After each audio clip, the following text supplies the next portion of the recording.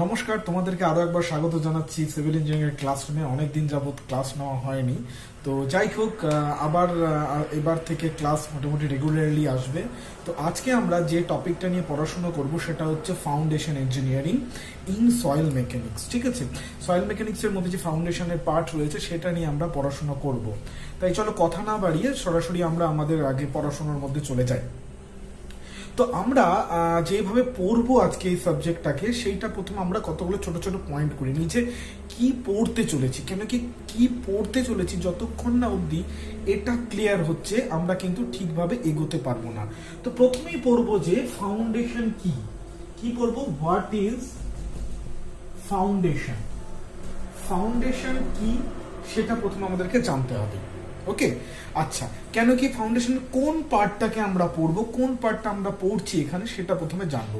Second thing যেটা পড়তে হবে সেটা হচ্ছে যে ফাউন্ডেশনের প্রকারভেদগুলো কি, মানে অর্থাৎ টাইপস অফ ফাউন্ডেশন কি, টাইপস অফ ফাউন্ডেশন। ঠিক আছে, টাইপস অফ ফাউন্ডেশনটা আমরা পড়বো, অর্থাৎ কত রকমের ফাউন্ডেশন আছে না আছে এই রিগার্ডিং একটা পড়াশোনা করব।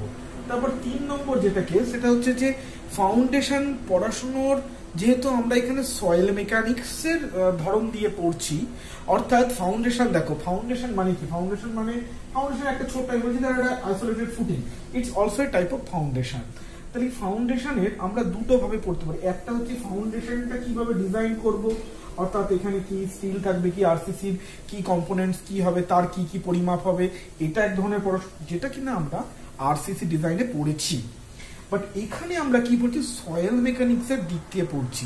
সয়েল মেকানিক্স এর দিক দিয়ে পড়ছি মানে কি, কারণ কি আমরা জানি যে ফুটিং বা ফাউন্ডেশন আমরা মাটির উপর যে লে করে রাখছি তার মূল উদ্দেশ্য হচ্ছে কিন্তু লোডকে মাটির মধ্যে ট্রান্সফার করিয়ে দেওয়া। তাহলে এই যে মাটি যেটা রয়েছে সেই মাটির তো একটা ক্ষমতা থাকবে, যে একটা অ্যামাউন্ট অফ ক্ষমতা মাটির থাকবে, যেই ক্ষমতা দিয়ে সেই লোডটাকে নিতে পারবে। সেই ক্ষমতাটাকে আমরা বলতে পারি সয়েলের বিয়ারিং ক্যাপাসিটি।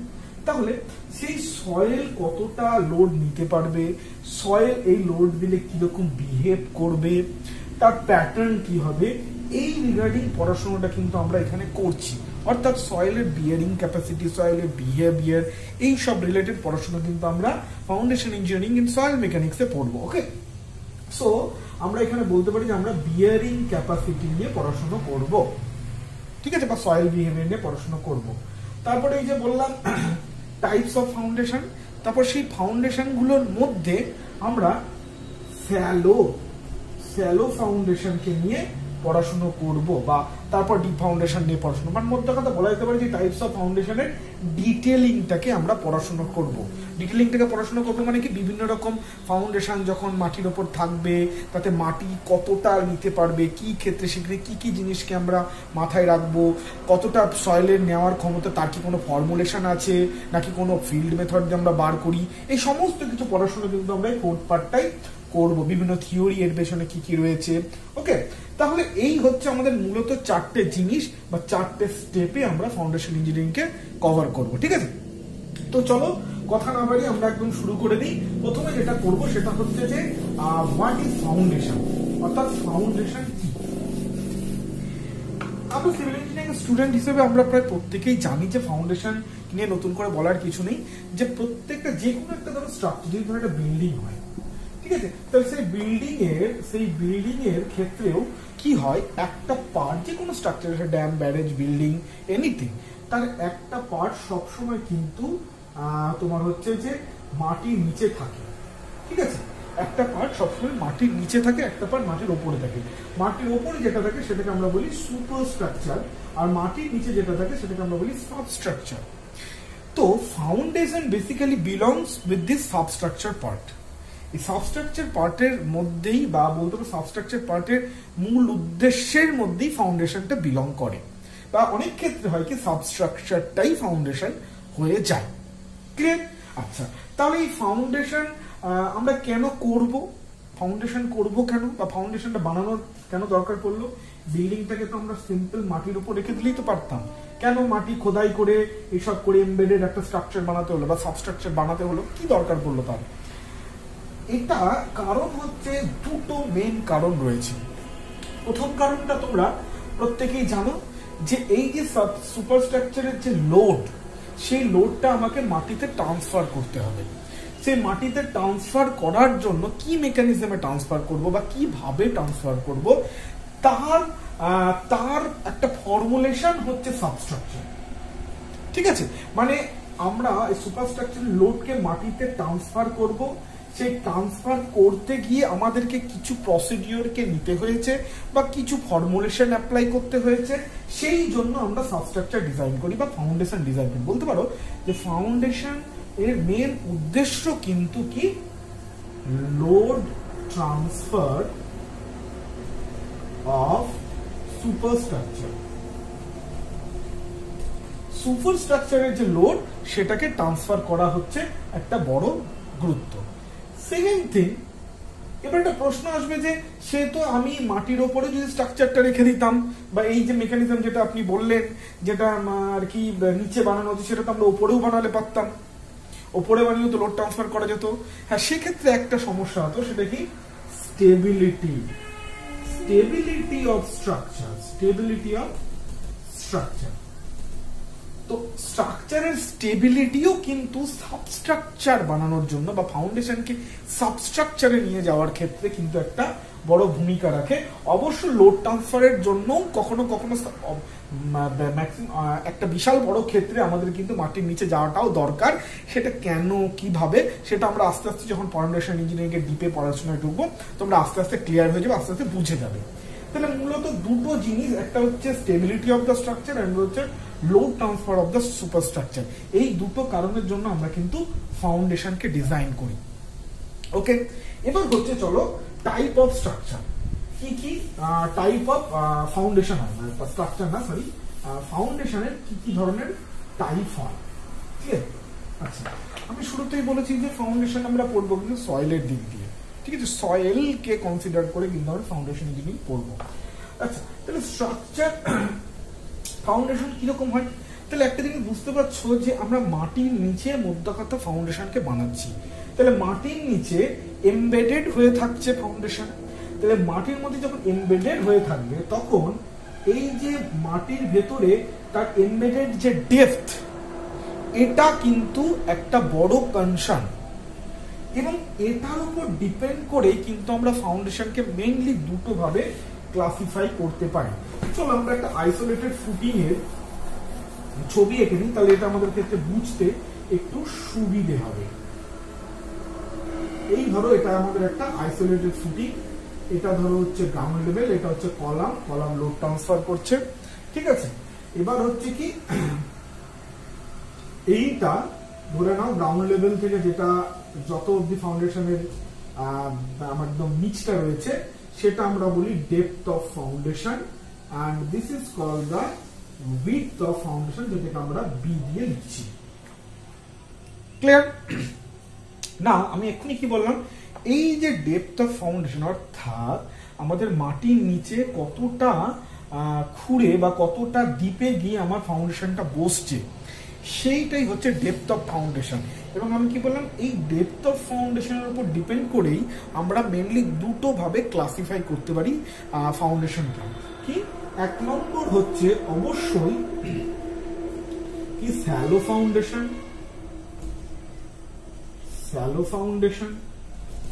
আর দু নম্বর হচ্ছে অবশ্যই ডিপ ফাউন্ডেশন। ঠিক আছে, স্যালো ফাউন্ডেশন আর ডিপ ফাউন্ডেশন।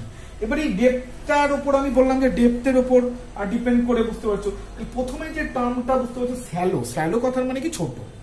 ঠিক আছে, তাহলে স্যালো মানে কি, এখান থেকে একটা আমাদের একটা জাস্ট আইডিয়া পেয়ে যাচ্ছি যে ডেপথটা কম হবে বা ডেপথ অফ ফুটিং কম হবে। ক্লিয়ার? ডিপ ফাউন্ডেশন মানে কি ডেপথ অফ ফুটিং অনেক বেশি হবে। তাহলে কতটা হলে আমি এটাকে স্যালো বলবো, কতটা হলে এটাকে ডিপ বলবো, এটা কিন্তু মাথায় রাখবো। অনেক সময় এমসিকিউ এখান থেকে এই জায়গাটা থেকে প্রশ্ন দেয়। তো আমরা টার্জিগিস অ্যানালাইসিস আমরা আগে গিয়ে করব,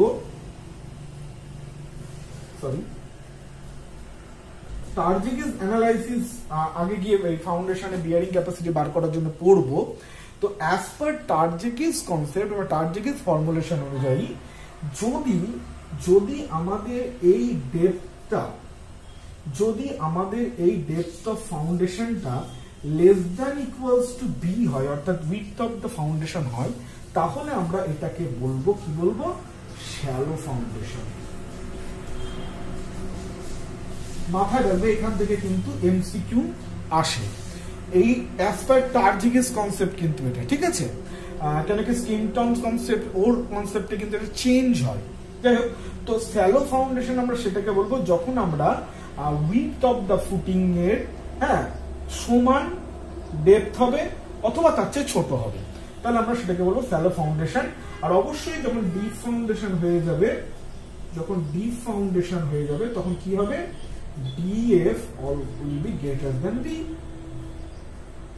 অর্থাৎ আমাদের উইডথ অফ দ্য ফাউন্ডেশনের চেয়ে বড় হয়ে যাবে ডেপথ, তখন হয়ে যাবে সেটা আমাদের ডিপ ফাউন্ডেশন। ক্লিয়ার?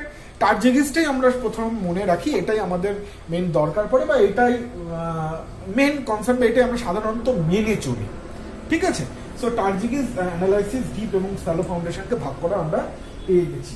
এবং চলে আসছে যে শ্যালো ফাউন্ডেশন গুলো কি কি হয়। আমি শুরুতে বললাম যে টাইপ অফ ফাউন্ডেশনটা আমাদেরকে পড়তে হবে। তাহলে শ্যালো ফাউন্ডেশন কত ধরনের হয়, আমি খুব ডিটেলে এগুলো এখানে বলতে যাব না, because of building materials and কনস্ট্রাকশনে তোমরা এগুলো পড়েছো, টাইপ অফ ফাউন্ডেশন কি, শ্যালো ফাউন্ডেশনের ভাগগুলো কি, এগুলো তোমরা পড়ছো। আমি জাস্ট একটু হালকার উপর দিয়ে চলে যাচ্ছি। প্রথমে যেটা আসে সেটা হচ্ছে কি, প্রথমে যেটা সেটা হচ্ছে তোমার isolated footing. Isolated footing, isolated footing মানে কি, এই যে আমরা ধরো একটা প্ল্যানে যদি দেখি, একটা প্ল্যানে যদি একটা স্ট্রাকচারাল বিল্ডিং দেখি, ধরো 4টে কলাম দেওয়া আছে, ঠিক আছে, এই ধরো 4টে কলাম দেওয়া আছে, তাহলে 4টে কলামের নিচে ঠিক এরকম করে একটা করে ফাউন্ডেশন হবে, একটা করে ফুটিং হবে, প্রত্যেকটা কলামের নিচে এরকম করে একটা ফুটিং হবে, হবে তো। তাহলে এই যে প্রত্যেকটা কলামের নিচে একটা করে আইসোলেটেড, আইসোলেটেড কথাটা মানে হচ্ছে একাকী, পুরো আলাদা হয়ে রয়েছে, যখন এই প্রত্যেকটা কলামের আন্ডারে একটা আলাদা আলাদা করে ফুটিং হবে, তখন আমরা সেটাকে বলবো আইসোলেটেড ফুটিং। ক্লিয়ার? আমরা আরসিসি ডিজাইনে সাধারণত বিটেক লেভেলেও বা আমরা ডিপ্লোমা লেভেলেও তোমরা যেটা পড়েছো, সেখানে কিন্তু আমরা সাধারণত আইসোলেটেড ফুটিং এরই আরসিসি ডিজাইন পড়ে থাকি। বুঝতে পেরেছো? ওকে, তাহলে আইসোলেটেড ফুটিং বুঝতে পারছো, প্রত্যেকটা ফুটিং আলাদা আলাদা করে লোড ট্রান্সফার করবে, কারোর সাথে কারো রিলেশন থাকবে না, এই ফুটিং এর সাথে পাশের ফুটিং এর রিলেশন থাকবে না। 2 নম্বর হয় হচ্ছে কম্বাইন্ড ফুটিং। নাম শুনে বুঝে গেছো, এখানে আইসোলেটেড বলেছিলাম, এখানে বললাম কম্বাইন্ড। কম্বাইন্ড মানে কি, দুটোকে কম্বাইন করে দেওয়া। ধরো এরকম হলো যে আমি এই ফাউন্ডেশনটা করতে যতটা আমার এরিয়া লাগছে, এই ফাউন্ডেশনটা করতে এরিয়া লাগছে, মানে কি উইডথ অফ দ্য ফাউন্ডেশন কত হবে, সেটা কিন্তু আমরা অলরেডি আরসিসি ডিজাইনে পড়া শিখেছি, যে কতটা লোড আসছে divided by the bearing capacity of the soil, ভাগ করলেই আমরা এই এরিয়া অফ দ্য বা ফাউন্ডেশন পেয়ে যাই, বা উইডথটা পেয়ে যাই। ক্লিয়ার? ওকে, লেন্থ আর উইডথ পেয়ে যায়। এবার দেখা গেল যে কোনো একটা ফাউন্ডেশনের আমাদের যা উইডথ লাগছে, পাশের ফাউন্ডেশনে যা উইডথ লাগছে, এরকম করে দেখা গেল মাঝখানে হয়তো 6 ইঞ্চির গ্যাপও পাচ্ছি না, ঠিক আছে, মানে খুবই কাছাকাছি এসে গেছে। ইন দ্যাট কেস আমরা কি করি, দুটোকে আর আইসোলেটেড না করে দুটোকে আমরা একসাথে ফুটিংটাকে কন্টিনিউ করি, অর্থাৎ এরকম একটা ফুটিং বানিয়ে দিলাম। This is called combined footing. This is called combined footing.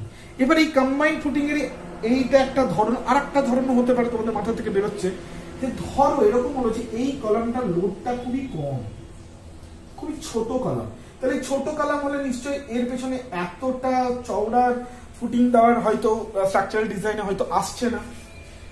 দেখা গেল এর ক্ষেত্রে যে উইডথটা আছে সেটা খুবই কম, কিন্তু এই লেন্থটা বেশি আছে, তখন কি করি আমরা, এটাকে একটা ট্রাপিজয়েডাল শেপ দিয়ে দিই। আমার এখানে আঁকাটা হয়তো বোঝাতে পারলাম না আমি, ঠিক আছে, এরকম একটা ব্যাপার হয়, ঠিক আছে। So combined footing becomes trapezoidal. আগেরটার ক্ষেত্রে কম্বাইন্ড ফুটিং ওয়াজ রেক্ট্যাঙ্গুলার, এটা হয়ে গেল ট্রাপিজয়েডাল। জাস্ট শেপ আলাদার জন্য নাম দুরকম হয়ে যায় কম্বাইন্ড ফুটিং এর, ঠিক আছে। ট্রাপিজয়েডাল ফুটিং হয়, আর একটা হচ্ছে রেক্ট্যাঙ্গুলার হয়ে যায়। ক্লিয়ার? ওকে, তাহলে কম্বাইন্ড ফুটিং হয়ে গেল। এবার একটা ফুটিং, আর একটা টাইপ অফ ফুটিং হয় যেটাকে আমরা বলি strap footing. Strap strap footing এর ক্ষেত্রে কি হয়, তোর এই পাশে একটা ফুটিং আছে, ওই পাশে একটা ফুটিং আছে, ঠিক আছে, দুটো ফুটিং এর মাঝখানে ধরো দেখা গেল এমনি ডিফারেন্সিয়াল সেটেলমেন্ট হচ্ছে, বা আরেকটা যে ফুটিং আছে তার তলের যে মাটিটা সেটা একটু বেশি লুজ মনে হচ্ছে। ইন দ্যাট কেস আমরা স্ট্রেংথ বাড়ানোর জন্য, স্টেবিলিটি স্ট্রেংথ বাড়ানোর জন্য আমরা দুটো ফুটিংকে কানেক্ট করে দিই। হ্যাঁ, ইটস লাইক এ স্ট্র্যাপ, মানে এরকম ফুটিংটাকে একসাথে এরিয়া, ফুটিং এর এরিয়া বাড়ায় না, ফুটিং এর ওপরে একটা বিম বা কিছুতে কানেক্ট করে দুটো ফুটিংকে একসাথে করে এই রিজিডিটিটাকে বাড়িয়ে দিই। ক্লিয়ার? সেইটাকে আমরা বলি স্ট্র্যাপ ফুটিং, মানে স্ট্র্যাপিং করে দিই। স্ট্র্যাপলার আমরা ইউজ করি না, স্ট্র্যাপলার আমরা কি করি, স্ট্যাপল করতে মানে দুটোকে কানেক্ট করে দিই। ঠিক একই রকম ভাবে যখন দুটো ফুটিংকে আমরা একটা বিম টাইপ জিনিস দিয়ে কানেক্ট করে দেব, তখন সেটা হয়ে যাবে strap footing. Clear? Okay, now 4 নম্বর ফুটিংটা হচ্ছে স্ট্রিপ ফুটিং অর কন্টিনিউয়াস ফুটিংও বলা হয়। Continuous footing.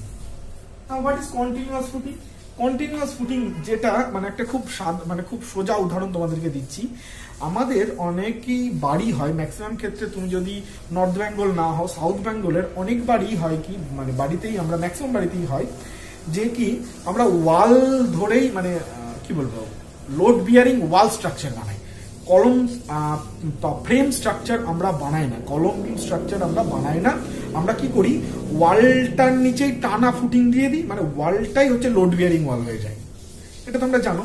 তো ইন দ্যাট কেস যখন লোড বিয়ারিং ওয়াল হয়ে ধরো এতটা ওয়াল, তাহলে ওয়ালের নিচে আমরা কি করি, এরকম করে স্টেপ স্টেপ করে ফুটিং দিই, এবং সেই ফুটিংটাই চলতে থাকে, সেই স্টেপগুলোই চলতে থাকে থ্রু আউট ওয়াল ধরে আমার ফুটিং চলছে। ঠিক আছে, এই এরকম টাইপের একটা ব্যাপার, ফুটিংটা সোজা চলে যাচ্ছে। তাহলে এক্ষেত্রে কি হচ্ছে, মানে এটা একটা কন্টিনিউয়াস, ফুটিংটা এই আইসোলেটেডের ক্ষেত্রে কি হচ্ছে, ছোট্ট জায়গায় একটা আলাদা হলো, কিন্তু এখানে কি থ্রু আউট চলছে। So that type of footing is called continuous footing বা স্ট্রিপ ফুটিং। স্ট্রিপ কি, স্ট্রিপ মানে সোজা একটা স্ট্রিপ চলতে থাকে, সো স্ট্রিপ অথবা কন্টিনিউয়াস ফুটিং। ক্লিয়ার? ওকে, মোটামুটি এই গেল হচ্ছে তোমার স্যালো ফাউন্ডেশন। হ্যাঁ, আরেকটা আছে স্যালো টাইপের ফাউন্ডেশন, খুব ইম্পর্টেন্ট, সেটা হচ্ছে কি র্যাপড অথবা ম্যাট ফাউন্ডেশন। নাম শুনে বুঝতে পারছো, ম্যাট, ম্যাট মানে কি মাদুর, মানে আমরা বিছিয়ে দিই যখন, ঠিক আছে। ম্যাট পাড়া মানে কি, ম্যাট পাড়া মানে কি ফ্লোরের ওপর পুরোটা ফ্লোর জুড়ে সেই ম্যাটটা ছেয়ে গেল। ক্লিয়ার? ঠিক একই রকম কেস, এই যে আমরা যখন এটা একটা আইসোলেটেড ফুটিং বানালাম, এটা একটা আইসোলেটেড ফুটিং বানালাম, এটা না করে যখন আমরা কি করি,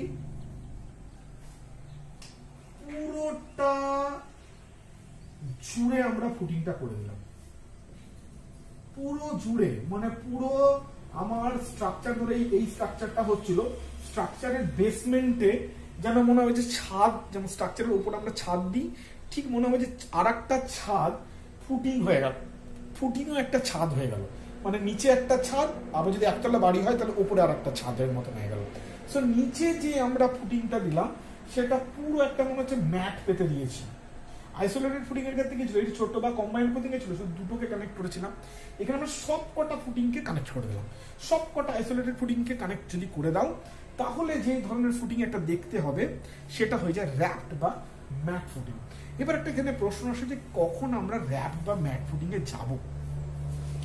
যদি দেখা যাচ্ছে, এটা মাথায় রেখো, যদি দেখা যাচ্ছে যে আমরা প্রত্যেকটা ইন্ডিভিজুয়ালি কলমের জন্য আমাদের যতটা এরিয়া অফ ফুটিং আমার দরকার, সেইটা যদি আমরা বার করে দেখি যে তাদের যে যোগফল, এই টোটাল যে প্লিন্থ এরিয়া হবে, সেই প্লিন্থ এরিয়ার 40% এর বেশি হয়ে যাচ্ছে। ধরো plinth area suppose to be 100 square metre. এবার দেখো তুমি এই ফুটিং এর আইসোলেটেড ফুটিং ডিজাইন করে তাদের এরিয়াগুলো ক্যালকুলেট করে যদি যখন দেখছো, এসছে দেখা গেলো 50 square metre. In that case, অর্থাৎ আমার যে আইসোলেটেড ফুটিং এর সমস্ত ফুটিং গুলোর যোগফলের যে এরিয়া এলো, সেটা আমার প্লিন্থ এরিয়ার 40% এর বেশি যদি হয়ে যায়, তখন আমরা কি করি, আর আলাদা আলাদা করে ফুটিং প্রোভাইড না করে একটা র্যাপড বা ম্যাট ফাউন্ডেশন প্রোভাইড করে দিই। ক্লিয়ার? এইটা মাথায় রাখবে যে 40% বেশি হলে টোটাল ফুটিং এরিয়া যদি 40% more than 40% of the plinth area হয়ে যায়, then will go for the mat or raft foundation. So এইটা গেল হচ্ছে আমাদের স্যালো ফাউন্ডেশনের টোটাল গল্প। এবার চলে আসি হচ্ছে আমাদের ডিপ ফাউন্ডেশন। ডিপ ফাউন্ডেশনের ক্ষেত্রে তোমরা জানো মূলত দু ধরনের ফাউন্ডেশন আমরা দেখে থাকি, আরো অনেক প্রকারভেদ তোমরা বইতে বা ইয়েতে পেয়ে যাবে, বাট মূলত যেটা হয় আমরা সাধারণত দেখে থাকি সেটা হচ্ছে দু ধরনের। কি সেটা? প্রথম যেটা সেটা হচ্ছে যে অবশ্যই পাইল ফাউন্ডেশন, পাইল ফাউন্ডেশন। আর 2 নম্বর যেটা হচ্ছে সেটা হচ্ছে ওয়েল ফাউন্ডেশন। ঠিক আছে? আচ্ছা, পাইল ফাউন্ডেশনটা কি? পাইল ফাউন্ডেশন হচ্ছে যে ধরো এরকম ব্যাপার হলো যে আমি একটা এমন পরিমাণ লোড আসছে সয়েলে বা সুপারস্ট্রাকচারের লোডটা এতটা বেশি, এবার তুমি যে মাটির ওপর তুমি ধরো যে মাটির ওপর তুমি ফুটিংটা বানাবে, এই নিচে যে সাবগ্রেডটা রয়েছে এই সাবগ্রেডটার স্ট্রেংথ নেই অতটা, এর স্ট্রেংথ অতটা নেই যে এই লোডটাকে সে ধরে রাখতে পারবে, এই বিয়ারিং ক্যাপাসিটি অতটা নেই। ইন দ্যাট কেস কি করা হয়, আমরা কিন্তু ফাউন্ডেশনটাকে ডিপ করে দেবো। ঠিক আছে? সেই ডিপ ফাউন্ডেশনেরই একটা নাম হচ্ছে পাইল ফাউন্ডেশন। সেখানে এক একটা সাধারণত সার্কুলার পাইল অনেকগুলো একটাও করা হয় বা অনেক সময় গ্রুপ অফ পাইলস নিয়েও করা হয়। গ্রুপ অফ পাইলসে সাধারণত মেইনলি করা হয়, তো সেটা করে সেটা হচ্ছে পাইল ফাউন্ডেশন। পাইল ফাউন্ডেশনের ক্ষেত্রে একটা জিনিস বলে রাখি, অনেকে দেখবে যে পাইল ফাউন্ডেশন করার পর, পাইল ক্যাপ করার পর বা পাইল ফাউন্ডেশন কমপ্লিট হওয়ার পর আমরা কিন্তু সাথে সাথে তার উপর স্ট্রাকচার বানিয়ে দিই না, কিছুদিন ফেলে রাখা হয়। কেন বলতো ফেলে রাখা হয়? বিকজ অফ কি হয়, পাইল ফাউন্ডেশন কি হয়, পাইলটাকে তো আমরা ড্রাইভ করি আস্তে আস্তে, মানে সয়েলের মধ্যে আমরা ভেতরে পুট করি।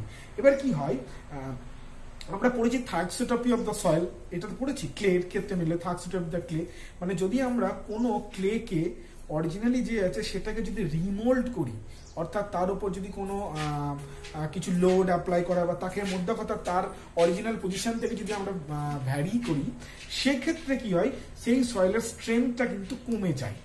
ক্লিয়ার? তো সেই সয়েলে যখন স্ট্রেংথ কমে যায় এবং আস্তে আস্তে সেটাকে যদি এমনি ফেলে রাখো, সে কিন্তু আবার আস্তে আস্তে নিজের স্ট্রেংথ গেইন করবে। ক্লিয়ার?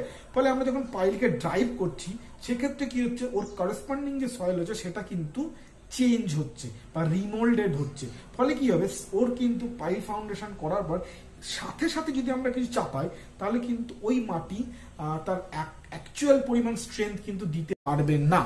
সো আমরা যদি কিছুদিন ফেলে রাখি, থার্কসোটপি অফ ক্লে এর জন্য ও কিন্তু কিছুদিন পরে ও কিন্তু আবার অনেকটা ওর স্ট্রেংথ গেইন করে নেবে। ঠিক আছে? তখন আমরা আবার লোড চাপাতে পারি। আরেকটা জিনিস পাইল ফাউন্ডেশনের ক্ষেত্রে মাথায় রাখতে হবে, পাইল ফাউন্ডেশন যখন আমরা গ্রুপ হয়ে করব, ঠিক আছে, যখন গ্রুপ ভাবে করব, তখন কিন্তু আমরা সেন্টার পাইলটা আগে করব, ড্রাইভিং বা কাস্টিং, তারপর আস্তে আস্তে আমরা সারফেসের দিকে যাব। ক্লিয়ার? ওকে। না হচ্ছে well foundation. Well foundation mainly করা হয় হচ্ছে রিভার, যখন ধর আমরা ব্রিজ করছি, ঠিক আছে, যখন একটা হেভি ওয়াটার ফ্লো আছে, ইন দ্যাট কেস আমরা কিন্তু ওয়েল ফাউন্ডেশন করে থাকি। ঠিক আছে? ওয়েল ফাউন্ডেশন কিরকম করে করা হয়, এরকম একটা কুয়োর মতন খোঁড়া হয়। হ্যাঁ, ওয়েল মানে বুঝতে পারছো কুয়ো, সেই কুয়োটার ধারটাই হচ্ছে আমরা কংক্রিটের কাস্টিং করে থাকি। ঠিক আছে? কংক্রিট কাস্টিং করে থাকি, এরকম করে আস্তে আস্তে খোঁড়া হয় আর কাস্টিং করে, কাস্টিং করে সেটাকে অনেকটা ডিপ অব্দি নিয়ে যাওয়া হয়, ডিজায়ারেবল ডেপথ অব্দি। তারপর এই জায়গাটাকে আমরা কংক্রিট দিয়ে বন্ধ করে দিই, তারপর এর মধ্যে বালি ভরে উপরটাকে বন্ধ করে দিই। ফলে এটা একটা হিউজ স্ট্রাকচার ঢুকে গেল। ফলে ওয়েল ফাউন্ডেশনের ক্ষেত্রে যেটা হয় সেটা হচ্ছে frictional force as well as এর যে নিজস্ব ওয়েটের জন্য এর স্টেবিলিটিও কিন্তু অনেক বেশি হয়।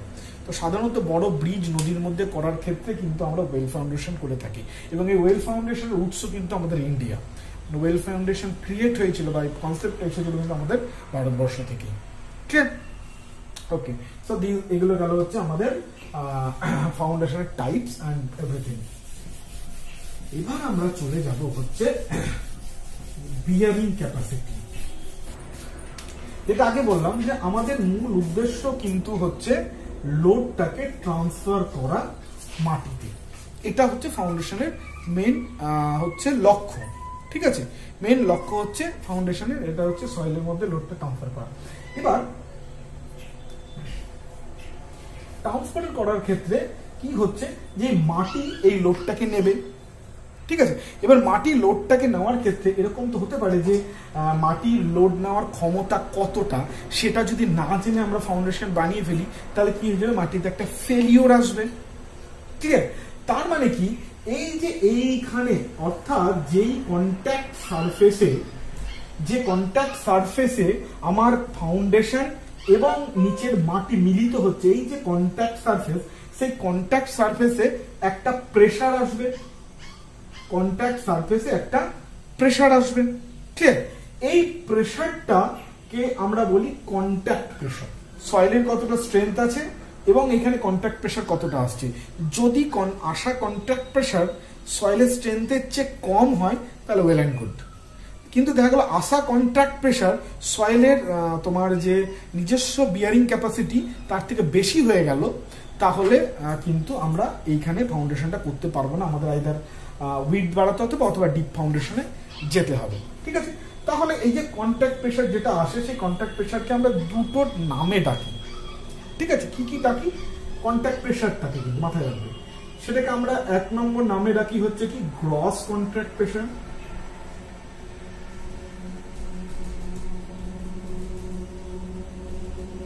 গ্রস কন্ট্যাক্ট প্রেসার মানে কি, মানে এই স্ট্রাকচারটা এইখানে কতটা টোটাল প্রেসার দেবে। টোটাল প্রেসার মানে কি, টোটাল প্রেসারের মধ্যে কি থাকবে, টোটাল প্রেসারের মধ্যে হচ্ছে তোমার এই ফুটিং এর নিজস্ব ওজন। ঠিক আছে, মানে কি ফুটিং এর মানে সেলফ ওয়েট, প্লাস থাকবে কি, প্লাস থাকবে হচ্ছে superstructure weight of superstructure, plus থাকবে কি, প্লাস থাকবে হচ্ছে তোমার এই যে এর উপর যে মাটিটা আছে, ঠিক আছে, সেই মাটিটা, কেন কি ফাউন্ডেশনটা করা হয়ে গেলে তারপর তোমার মাটি ফেলা হবে, তাহলে এই মাটিটারও একটা নিজস্ব ওজন থাকবে। ক্লিয়ার, তো সেই মাটিটার ওজন প্লাস হচ্ছে তোমার ওয়েট অফ এক্সকাভেটেড সয়েল, যে সয়েলটা এক্সকাভেটেড করা হলো তার ওজন। এই তিনটে ওজনকে, এই তিনটে জিনিসেরই ওজনটা বা প্রেসারটা কিন্তু আমার ফাইনালি এই নিচে আসছে। এইটাকে যখন তিনটে প্রেসারকে কনসিডার করবো আমরা এই নিচে, তখন আমরা সেটাকে নাম দেবো কি গ্রস কন্ট্যাক্ট প্রেসার। ক্লিয়ার? আচ্ছা, এবার পরেরটা আসো, সেটা হচ্ছে net pressure, net contact pressure. Net contact pressure মানে কি, নেট কন্ট্যাক্ট প্রেসারে শুধু একটা জিনিসই বাদ যাবে, কি, এই যে ওয়েট অফ দ্য এক্সকাভেটেড সয়েল, অর্থাৎ এই যে সয়েল এইখানে যেটা কাটা হয়েছিল, যার পরে কেটে আমি ফাউন্ডেশনকে ভরলাম, ঠিক আছে, সেই এক্সকাভেটেড সয়েলের পরিমাণটা বাদ দিয়ে দেবো। কেন, এবার মাথায় আসতে পারে স্যার কেন বাদ দিলেন। দেখো, বাদ আমরা এই সেন্সে বা নেট প্রেসারটার মধ্যে কেন বাদ দিলেন, বা নেট প্রেসারটা বার করারই বা কি দরকার ছিল, নিয়ে করলেই তো হয়তো কি অসুবিধা ছিল। দেখো, বাদ দিচ্ছে এই কারণে, কেন কি এই সয়েলটা অলরেডি ওই তোমার যে যে সয়েলটা এখান থেকে এক্সকাভেটেড করে তুলে ফেললাম, সেইটাকে ও অলরেডি নিয়েই ছিল। ঠিক আছে, সে অলরেডি সেই ওয়েটটাকে ও নিজে ধরেই ছিল, ফলে সেই ওয়েটটার কনসিডারেশন আমরা আলাদা করে করি না, দরকার পড়ে না, আমরা ধরে নিই ওইটুকু ওজন ও নিতেই পারে। ওকে, তো যাই হোক, নেট প্রেসার মানে হচ্ছে, মাথায় রাখবে, নেট প্রেসার গ্রস থেকে নেটে যখন আসবো শুধু একটা জিনিস বাদ যায়, এই যে এক্সকাভেটেড সয়েলের প্রেসারটা। ওকে, আর এক্সকাভেটেড সয়েলের প্রেসার মানে কি, যদি ধরো এর ইউনিট ওয়েট গামা হয় আর যদি depth of the foundation DF হয়, তাহলে এক্সকাভেটেড সয়েলের ওজন কি হবে, গামা ইন্টু ডিএফ। এই ওজন বলছি, প্রেসার হবে গামা ইন্টু ডিএফ, এইখানে প্রেসার হবে এক্সকাভেটেড সয়েলের গামা ইন্টু ডিএফ। তাহলে নেট প্রেসারকে আমরা বলতে পারি, যদি গ্রস প্রেসারকে আমরা QF বলি, তাহলে নেট প্রেসারকে আমরা বলতে পারি QNF। এন্ড QNF মানে কি, QF মাইনাস হচ্ছে gamma into D, FDF। Clear? Okay, তাহলে ওপর থেকে আসা যে প্রেসার, সেই প্রেসারকে আমরা দুটো নাম দিচ্ছি বা দুটো ভাবে দেখছি। একটা হচ্ছে গ্রস কন্ট্যাক্ট প্রেসার, যার মধ্যে আমরা ফুটিং এর ওজন, সুপারস্ট্রাকচারের ওজন অ্যাজ ওয়েল অ্যাজ এক্সকাভেটেড আর্থের ওজনকে ধরেছি। আর একটা হচ্ছে নেট প্রেসার। নেট প্রেসার মানে কি, এই যে হচ্ছে আমাদের টোটাল সুপারস্ট্রাকচার ফুটিং এর ওজন তো আছে, আর এই যে এক্সকাভেটেড সয়েলের ওজনটাকে আমরা বাদ দিয়ে দিচ্ছি। ক্লিয়ার? একই রকম ভাবে বিয়ারিং ক্যাপাসিটি, সয়েলের যে বিয়ারিং ক্যাপাসিটি, অর্থাৎ সয়েল এখান থেকে তো একটা ফোর্স দেবে, রিয়াকশন ফোর্স, সেই এই ক্রস প্রেসার এবং রিয়াকশন ফোর্স দুটো ইকুয়াল বা ঠিকঠাক হলেই তো এটা ঠিক থাকবে। দেখা গেল গ্রস প্রেসার বেশি আর এদিককার রিয়াকশন ফোর্স কম, তাহলে ফাউন্ডেশন ঢুকে যাবে বা ফেলিওর হবে। সো এই যে বিয়ারিং ক্যাপাসিটি আমরা বলবো, অর্থাৎ সয়েলের ক্ষমতা যখন আমরা বলছি, সেই সয়েলের ক্ষমতাকে আমরা দুটো টার্মে ডাকবো। একটা হচ্ছে ultimate bearing capacity, ultimate bearing capacity মানে কি, QU। ক্লিয়ার? আর আরেকটা কি, ওই একই রকম ভাবে নেট আলটিমেট। তাহলে আলটিমেট যদি QU হয়, তাহলে এটা হয়ে যাবে net ultimate QNU, and that is equal to QU minus gamma D। Clear? আচ্ছা, এবার আমরা একটা জিনিস অ্যাপ্লাই করি, সেটা হচ্ছে ফ্যাক্টর অফ সেফটি। ধরো আমরা আলটিমেট বার করলাম, তারপর নেট আলটিমেট বিয়ারিং ক্যাপাসিটি বার করলাম, এবার আমরা একটা ফ্যাক্টর অফ সেফটি অ্যাপ্লাই করি। ফ্যাক্টর অফ সেফটি অ্যাপ্লাই করে একটু আমরা সেফার সাইডে থাকি। তো মাথায় রাখবে, এই ফ্যাক্টর অফ সেফটিটা কিন্তু অবশ্যই নেটের উপর অ্যাপ্লাই করা হয়, কখনোই গ্রসের ওপর কিন্তু ফ্যাক্টর অফ সেফটি অ্যাপ্লাই করা হয় না। তাহলে ফ্যাক্টর অফ সেফটি অ্যাপ্লাই করলে কি হয়, সেটা সেফ হয়ে যাবে, তখন আমরা কথাটা সেফ ইউজ করব নামের সাথে। তাহলে আমরা নেট সেফ বিয়ারিং ক্যাপাসিটি বলতে পারি। তাহলে নেট সেফ বিয়ারিং ক্যাপাসিটিকে আমরা NS দিয়ে লিখতে পারি, সেটা হয়ে যাবে কি, net ultimate divided by factor of safety. Clear? Okay, আচ্ছা, এবার তাহলে আমরা যদি বলি যে ultimate safe, net ultimate safe তো আমরা বললাম, যদি শুধু আলটিমেট সেফ বা যেটাকে আমরা শুধু সেফও বলি, আলটিমেট সেফও বলি বা সেফ বলি, শুধু সেফও বলি, ঠিক আছে? তো সেটা কি হয়ে যাবে, সেটা হয়ে যাবে QNS প্লাস গামা D।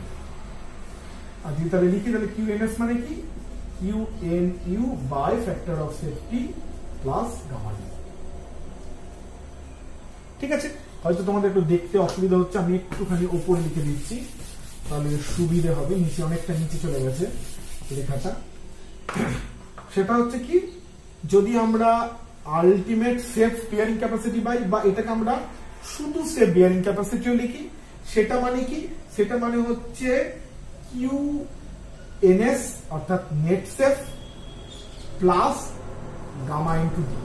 মানে কি, QNS মানে কি, Q ultimate net ultimate divided by factor of safety plus gamma D।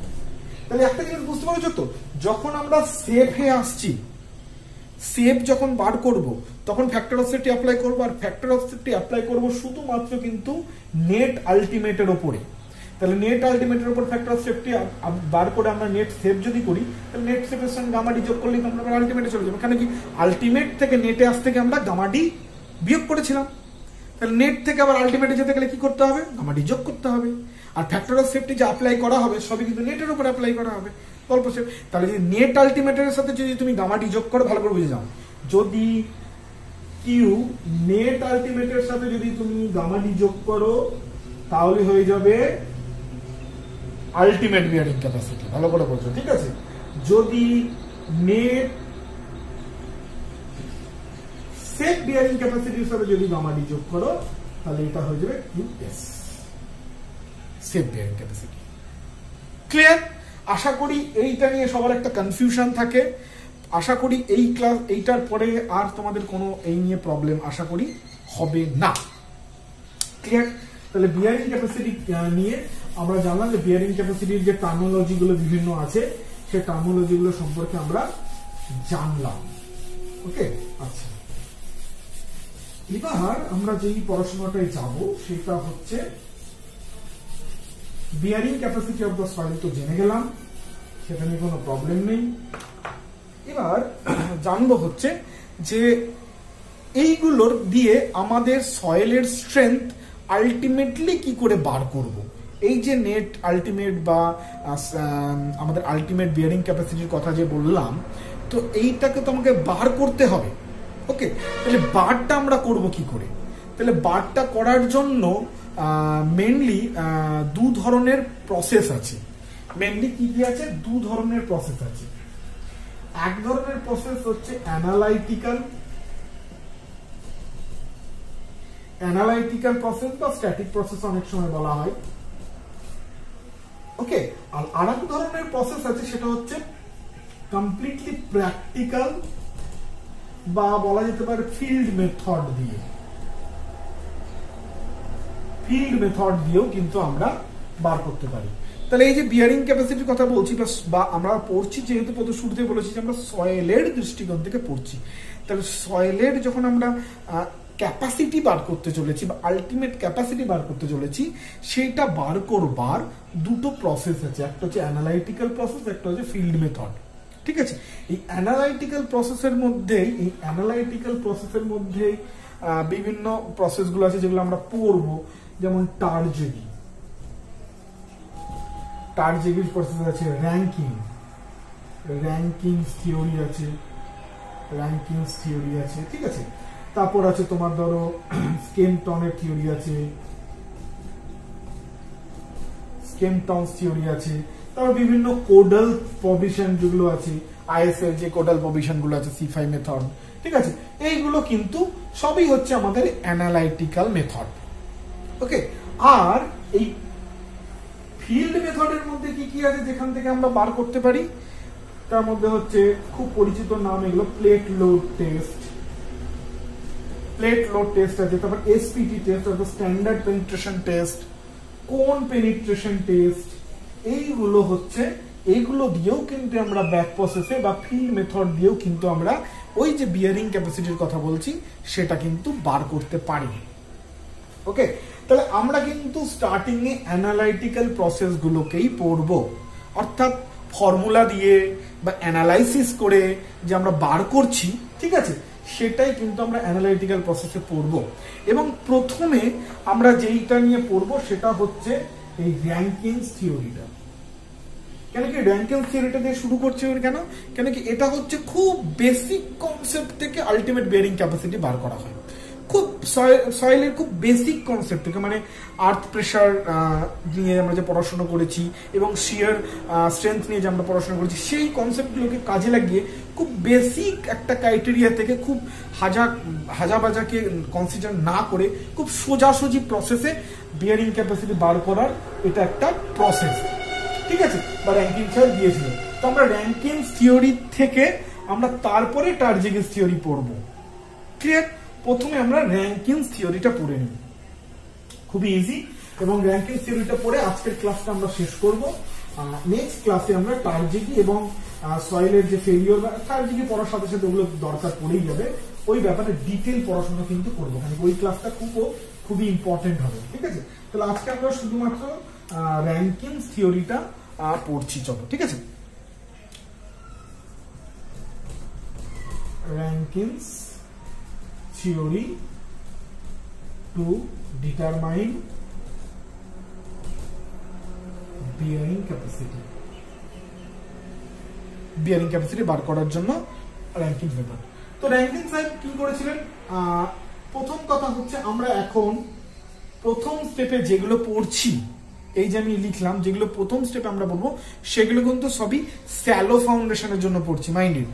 Deep ফাউন্ডেশনের পড়াশোনাটা একদম আলাদা হবে, সেটা আমরা পরে পড়বো। আগে আমরা স্যালো ফাউন্ডেশন রিলেটেড সমস্ত জিনিসপত্র পড়াশোনাটা আগে করে নেবো, ডিপ ফাউন্ডেশনের জন্য পড়াশোনাটা পরে হবে। ওকে, তো স্যালো ফাউন্ডেশনের জন্য আমরা প্রথমে যেটা পড়বো সেটা হচ্ছে র্যাঙ্কিং থিওরি, অ্যানালাইটিক্যাল মেথডে র্যাঙ্কিং থিওরি দিয়ে কিভাবে বার করা গেছিল, বা তিনি কিভাবে প্রজেক্ট দিয়েছিলেন, বা কিভাবে তিনি বলেছিলেন। তো সেক্ষেত্রে দেখো তিনি কি বলেছেন, খুব সিম্পল প্রসেসে, যে এইভাবে আমার তো লোড আসবে, এইভাবে আমার কলাম থেকে থ্রু ফাউন্ডেশন বা ফুটিং আমার মাটিতে লোড আসছে। তো এই লোডটাই হচ্ছে কিউ ইউ, কারণ এই লোডটাকেই আমার এ সামলাচ্ছে। একদম at the level verge of the failure, যখন ধরো একদম ফেলিওর হচ্ছে, তখন কি হচ্ছে, সেখানে হচ্ছে আমার এই কন্ট্যাক্ট প্রেশার, মানে এই উপর থেকে আসা প্রেশার এবং আমার নিচ থেকে দেওয়া হচ্ছে সয়েলের প্রেশার, দুটো সমান সমান হয়ে যাচ্ছে। ঠিক আছে, তখনই তো একদম ভার্জ অফ ফেলিওর, বা ওই সময়তেই ফেলিওরটা হচ্ছে। ক্লিয়ার? তাহলে at the time of failure আমার উপর থেকে যে লোড আসছে ধরে নিচ্ছি সেটা হচ্ছে মানে প্রেশার, এবং সেটা actually ultimate bearing capacity of the soil. Clear? Now এবার এই আলটিমেট বিয়ারিং ক্যাপাসিটিটা আমাকে এখান থেকে বার করতে হবে। এবার আমরা একটা জিনিস জানি না, আমরা শিয়ার স্ট্রেন্থ থেকে পড়েছিলাম, ভালো করে মনে করো একবার, শিয়ার স্ট্রেন্থ অফ দ্য সয়েলে যখন আমরা পড়েছি তখন আমরা একটা জিনিস দেখেছি যে কি at the time of the failure, এই ফর্মুলাটা আমরা লিখেছিলাম না, যে major principal stress equal to tan square alpha plus 2c tan alpha, পড়েছিলাম তো at the time of the failure. এক্ষেত্রেও কিন্তু ব্যাপারটা তাই হচ্ছে। ধরো আমি এখানে একটা এলিমেন্ট ধরলাম জাস্ট ফাউন্ডেশনের নিচে, হ্যাঁ, এলিমেন্ট নাম্বার 1 ধরলাম। ধরো এই এলিমেন্টের ক্ষেত্রে কি, এইখানে একটা লোড আসছে, এটা হচ্ছে মেজর প্রিন্সিপাল স্ট্রেস, যেটা ইকুয়াল টু কিউ। ঠিক আছে, তো সেইটাই তো আমাকে বার করতে হবে। তো সেটা বার করব কিভাবে, আমরা শিয়ার স্ট্রেন্থে at the time of the failure আমরা একটা ফর্মুলা বার করেছিলাম, মেজর প্রিন্সিপাল আর মাইনর প্রিন্সিপাল স্ট্রেসের সাথে রিলেশনশিপ। ওকে, তো যদি আমরা এটাকে কোহেশন লেস সয়েল ধরে নিই, চলো cohesion less soil, cohesion less soil হয়ে গেলে কি হবে, সি ইকুয়ালস টু 0, তাহলে আমার এই পার্টটা কিন্তু কেটে 0 হয়ে গেল। তাহলে কি থাকলো, sigma 1 equal to sigma 3 tan square alpha. এবারে এলিমেন্ট এর জন্য এই ফর্মুলাটা কি হয়ে যাবে, উপর থেকে আসা মানে অর্থাৎ মেজর প্রিন্সিপাল স্ট্রেস কি, উপর থেকে আসা স্ট্রেসটাই মেজর, সেটা হয়ে গেল আমার কি না ইউ ইউ, এটা আমাকে বার করতে হবে। এবার হচ্ছে কি, এটাকে মাইনর প্রিন্সিপাল স্ট্রেস, অর্থাৎ 90 ডিগ্রি অ্যাঙ্গেলে যে প্রিন্সিপাল স্ট্রেসটা আছে, অর্থাৎ হরাইজন্টালি যে স্ট্রেসটা আসছে। এবার বুঝতেই পারছো, যখনই আমি এখানে একটা ফাউন্ডেশন চাপাবো, তাহলে কি ও এদিকে ঠেলা দেবে, এদিকে সরতে যাবে, একটা ল্যাটারাল আর্থ প্রেসার দেবে। তো এই ল্যাটারাল আর্থ প্রেসারটাই হচ্ছে হরাইজন্টাল ফোর্স, সেটাই হচ্ছে বেসিক্যালি মাইনর স্ট্রেস। তাহলে আমরা যদি কোনোভাবে এই হরাইজন্টাল আর্থ প্রেসারটাকে বার করতে পারি, তাহলেই আমরা এখানে বসিয়ে দিলে আমরা এটা পেয়ে যাব। এবার সেটা বার করার জন্য চলো আমরা আরেকটা ছোট্ট জিনিস করি, কি না, আমরা এই যে আমার এজ অফ দা ফাউন্ডেশন আছে, ঠিক তার পাশে আমরা আরেকটা এলিমেন্টকে ধরলাম, এলিমেন্ট নাম্বার 2। তাহলে এই এলিমেন্টের ক্ষেত্রে এর উপর থেকে একটা প্রেসার আসবে, কি প্রেসার না, এই যে গামা ইন্টু ডি, এই পরিমাণ সয়েল আছে, তো এই সয়েলটাতে প্রেসার দেবে এর উপর, মাথার উপর সয়েল বসে আছে, এখানে ফাউন্ডেশন এই অবধি আছে, এখানে তো ফাউন্ডেশন নেই, এখানে গামা ডি সয়েল আছে, তাহলে গামা ডি সয়েল এর উপর প্রেসার দেবে, সেটাই হচ্ছে এর ক্ষেত্রে হচ্ছে উপর থেকে আসা প্রেসার। অবশ্যই সেটা কম রাদার দ্যান এখানে ফাউন্ডেশন হওয়ার জন্য যে ল্যাটারাল প্রেসারটা আসবে, তাই না? কেন কি ফাউন্ডেশন পুরো সুপার স্ট্রাকচারের লোড ফোর্স নিয়ে আসছে এবং সে ঠেলা দিচ্ছে, অবশ্যই এটার পরিমাণ বেশি আর উপর থেকে আসা লোডের পরিমাণ কম। তাহলে অবশ্যই আমরা বলতে পারি যেহেতু কম, তাহলে এটাকে আমরা সিগমা 3 বলবো, আর এই হরাইজন্টাল যেটা আসছে সেটাকেই আমরা কি বলবো, সিগমা 8, সেটাই হচ্ছে সিগমা 1।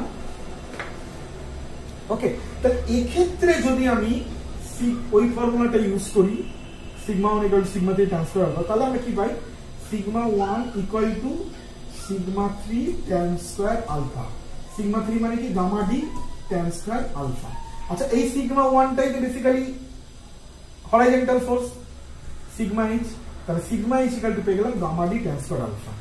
তাহলে চলো, এইটা তো বেসিক্যালি সিগমা 3 কি, sigma H tan square alpha. তাহলে সিগমা এইচ এর মানটা আমরা বসিয়ে দিই, তাহলে গামা ডি, এখানে একটা tan স্কয়ার আলফা, এখানে একটা tan স্কয়ার আলফা, হয়ে গেল tan to the power 4 alpha. ঠিক ঠিক আছে, এবার আমরা আর্থ প্রেসারে পড়েছি বা আমরা জানি যে tan টু দি পাওয়ার 4 আলফাকে আমরা লিখতে পারি হচ্ছে 1 plus sin phi by 1 minus sin phi এর হোল স্কয়ার। phi হচ্ছে internal friction, angle of internal friction স্যান্ডের যেটা আসে, আর কোহেসিভ সয়েলের ক্ষেত্রে যে ফাইটা 0 আসে, এটা আমরা জানি। ওকে, তাহলে আমরা পেয়ে গেলাম কি, ফাইনাল যেটা পেলাম ফ্রম দ্য র্যাঙ্কিংস থিওরি, যে ultimate bearing capacity of the soil, ultimate bearing capacity of the soil for কি না কোহেশন লেস সয়েলের জন্য, কারণ কি সি কে আমরা আগেই বাদ করে দিয়েছি। তাহলে র্যাঙ্কিংস থিওরি কোন সয়েলের জন্য অ্যাপ্লিকেবল, আলটিমেট বিয়ারিং ক্যাপাসিটি বার করার জন্য যে র্যাঙ্কিংস থিওরি দিয়েছিল সেটা কোন সয়েলের জন্য অ্যাপ্লিকেবল, প্রশ্ন চলে আসে, তাহলে আমরা ইজিলি বলতে পারবে যে এটা কিন্তু সি সয়েলের জন্য অ্যাপ্লিকেবল নয়, অনলি ফাই সয়েলের জন্য অ্যাপ্লিকেবল, অর্থাৎ কোহেশন লেস সয়েলের জন্য অ্যাপ্লিকেবল, কোহেসিভ সয়েলের জন্য অ্যাপ্লিকেবল নয়। ক্লিয়ার? তবে সেখান থেকে আমরা কি পেলাম ফাইনালি আমরা এটা পেলাম QU equal to gamma D 1 plus sine phi by 1 minus sine phi এর স্কয়ার। এটা হচ্ছে আলটিমেট বিয়ারিং ক্যাপাসিটি, এটা হচ্ছে ডেপথ অফ ফাউন্ডেশন। এবার তুমি ধরো এই ফর্মুলাটার একটা অন্য একটা ইউজ আছে, সেটা আমি বলে দিই। ধরো তোমাকে কেউ টেস্ট করে বলে দিল ultimate bearing soil, ultimate bearing capacity বলে দিল। ওকে, তার মানে কিউ তোমাকে ধরো কেউ টেস্ট সয়েলের বিভিন্ন টেস্ট করে তোমাকে বলে দিল, তাহলে কিউ তুমি জানো। তাহলে সেক্ষেত্রে এবং তুমি ফাই জানো, যে কোনো কিউ বার করতে গেলে ফাই তোমার কোনো না কোনোভাবে লাগেই, তাহলে ফাইও তোমার জানা আছে, ঠিক আছে। আর সয়েলের ইউনিট ওয়েট তুমি জানো। ইন দ্যাট কেস তোমাকে যদি কেউ বলে যে আমি কতটা ডেপথ অব্দি ফাউন্ডেশন করব, কতটা ডেপথ অব্দি আমি ফাউন্ডেশন করব, দেখো তুমি কিন্তু ইজিলি এখান থেকে বার করতে পারো সেটা। কিউ ডি, এই যে depth of the foundation equal to Q U by gamma into 1 minus sine phi by 1 plus sine phi এর হোল স্কয়ার। অর্থাৎ ডেপথ অফ দ্য ফাউন্ডেশন, অর্থাৎ আমি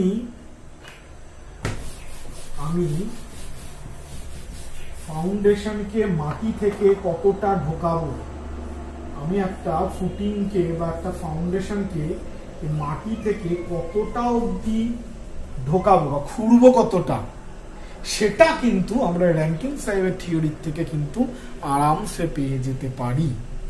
ক্লিয়ার? তাই তোমার কাছে যদি কেউ D5 এবং তোমার যদি কেউ একটা সয়েলের রিপোর্ট দিয়ে দেয়, ঠিক আছে, সয়েলের যে রিপোর্ট হয়, জিও টেকনিক্যাল রিপোর্ট, সেখানে এই যে বিয়ারিং ক্যাপাসিটি, তারপর হচ্ছে ফাই গামা সব বলে দেওয়া আছে, আর তোমাকে যদি বলে যেখানে কতটা ডেপথ অবধি, কোনো যদি জিজ্ঞেস করে তোমার ক্লায়েন্ট যে কতটা ডেপথ এখানে ফাউন্ডেশন হবে, তুমি আরামসে এই ফর্মুলা বসিয়ে কিন্তু বার করে দিতে পারো। ক্লিয়ার? তো এই গেল হচ্ছে স্যালো ফাউন্ডেশনের ক্ষেত্রে র্যাঙ্কিং সাহেবের আলটিমেট বিয়ারিং ক্যাপাসিটি বার করার ফর্মুলা। এইখান থেকে ছোট ছোট প্রশ্ন হয়, এই ডেপথ অফ দ্য ফাউন্ডেশন কত হবে তার ব্যাপারে প্রশ্ন হয়, তো এইটা ফর্মুলাটা কিন্তু মাথায় রেখো অবশ্যই। ওকে, আমরা নেক্সট দিন যেটা করবো সেটা হচ্ছে টার্জিগিস যে কনসেপ্টটা স্যালো ফাউন্ডেশনের ক্ষেত্রে বার করার ক্ষেত্রে, সেইটা নিয়ে আমরা পড়াশুনো করব এবং আরো কতগুলো সয়েলের কি স্ট্রেস প্যাটার্ন হয় হ্যান নিয়ে পড়াশুনো করব।